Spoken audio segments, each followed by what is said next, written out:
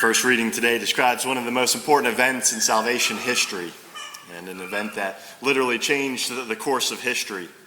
The appearance of God to Moses in the burning bush. And, I think it addresses a question that all of us at one time in our lives have asked, or maybe some of us are asking that question now. But how do we know that God really exists? How can we be sure?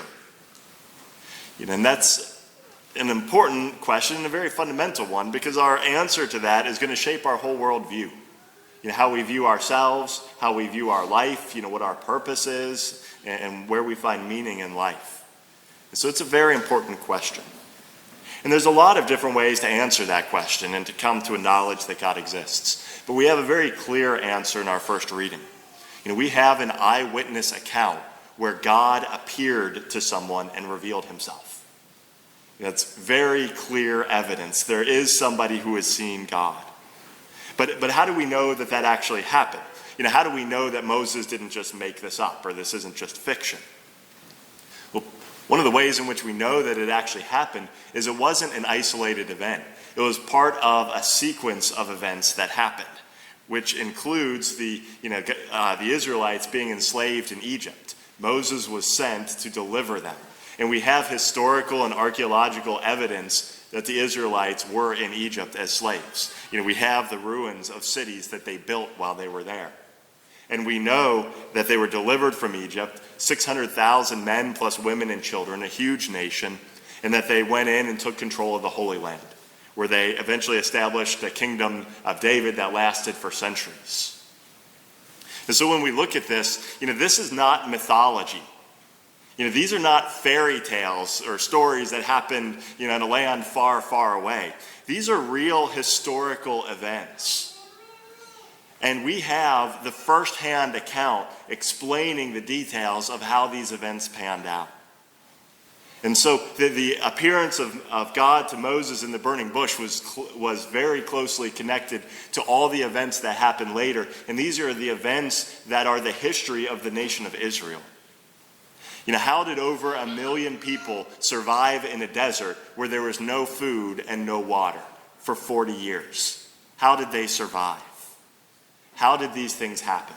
Well, our readings from the Old Testament give us the information of how that happened. And the way that it happened is that God appeared to a humble shepherd in the desert by the name of Moses and commanded him to deliver the people of Israel.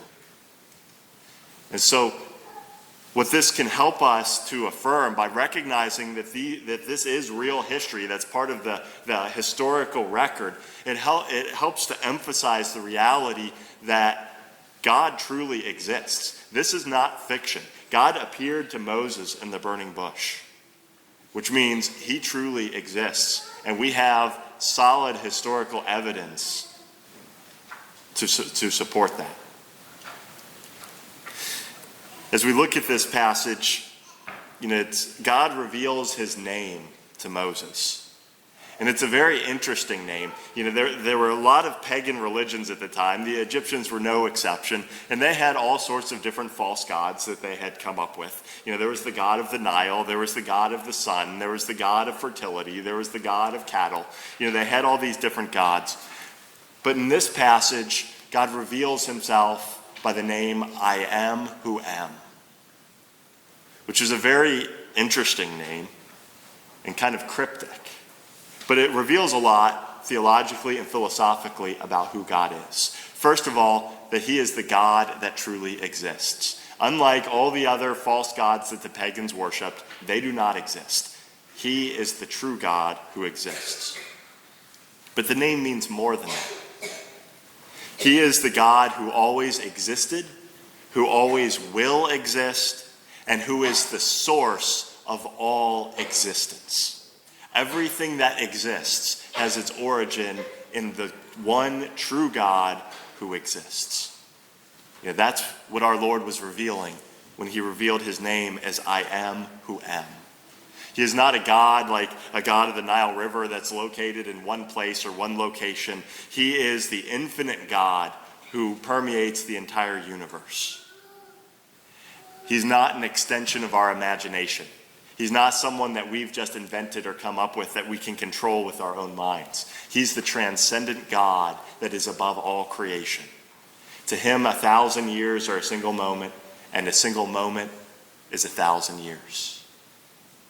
And so when we come this morning to worship God at Mass, we are worshiping the same God who appeared and revealed himself to Moses. We are worshiping the God who is all existence. I am who am.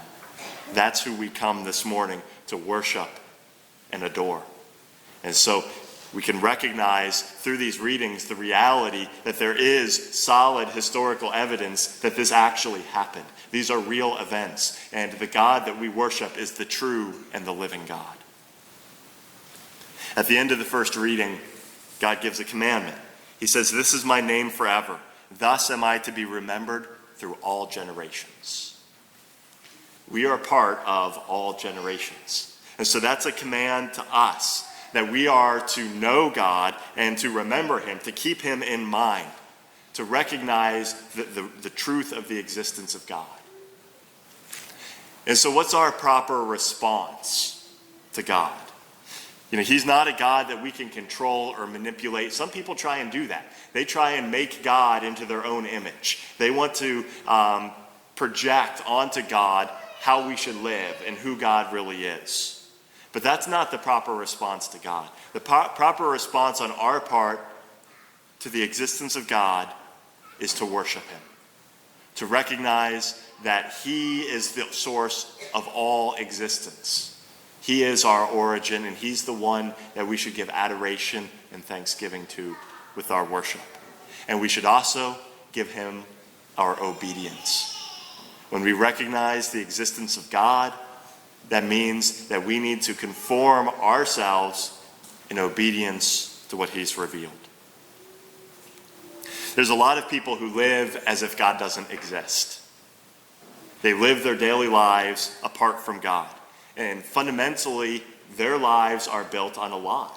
It's built upon a falsehood, that God doesn't exist. Because in fact, he does exist. And so for our lives to be authentic, for our lives to be ordered properly, we can't be living in a fantasy land. We have to conform ourselves to the truth. And the most fundamental truth is that God is. God truly exists. And so as we reflect upon these readings, it should give us confidence in the truth that God exists when we see how he has intervened in real and powerful ways in actual historical events that were witnessed by hundreds of thousands of people. And we should recognize that when we come to worship God, that's the God that we're giving worship and adoration to. We are truly his people, and our lives, by the way that we live, our actions and our worship, should reflect the reality that God is.